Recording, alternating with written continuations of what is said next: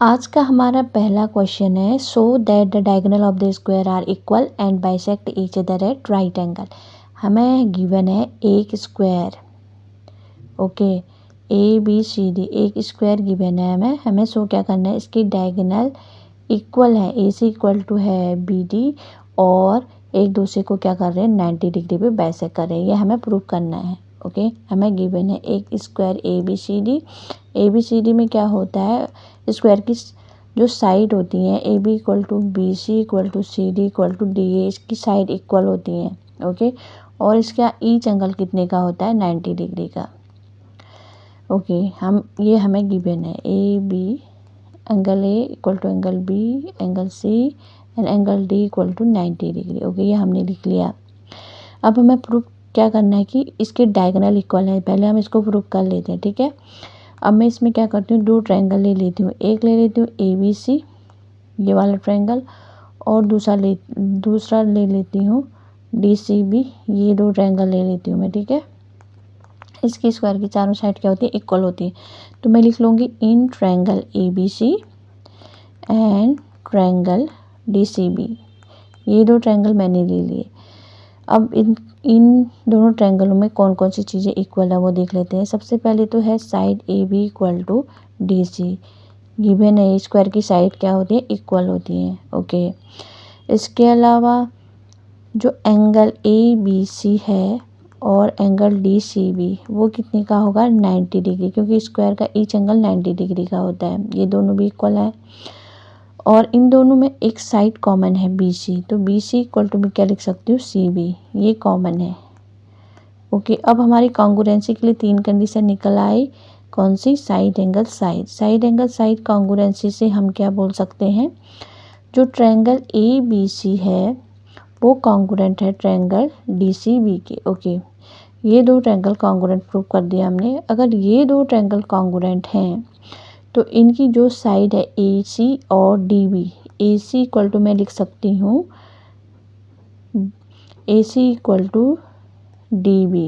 Okay, क्योंकि by C P C T से जो कॉन्ग्रुएंट ट्रायंगल होते हैं उनके क्रॉसपॉन्डिंग पार्ट क्या होते हैं, इक्वल। ओके, ए सी और डी बी इस स्क्वायर के क्या है, डायगोनल है, तो मैं लिख सकती हूँ hence diagonal of square are equal.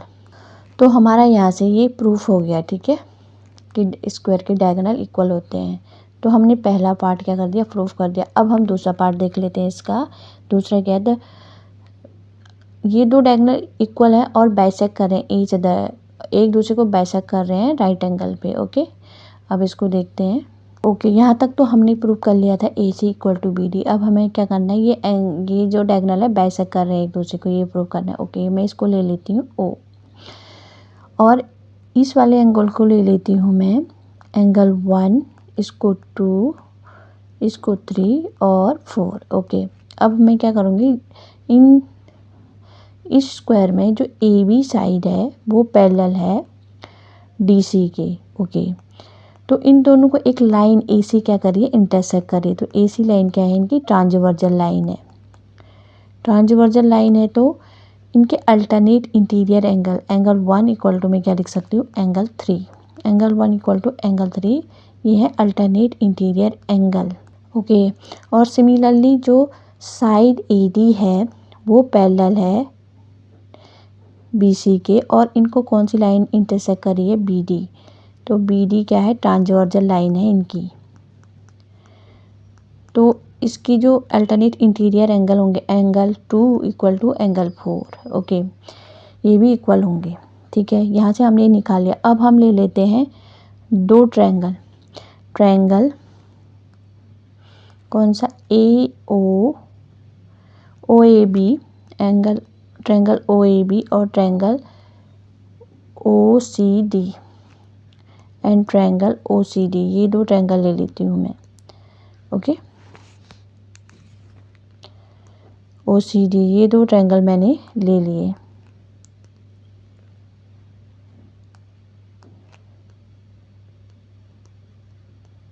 अब इन दोनों को मैं करूँगी कॉन्ग्रुएंट प्रूफ। ओके, तो इसमें क्या है, angle A O A B का एंगल 1 किसके इक्वल है, ओ सी डी के एंगल 3 के इक्वल, ये हमने प्रूव किया था, ये हमारा प्रूव्ड है। ओके, इसके अलावा जो इनकी साइड है ए बी साइड वो इक्वल होगी डी सी के, ये स्क्वायर की साइड है, ये तो हमें गिवन है।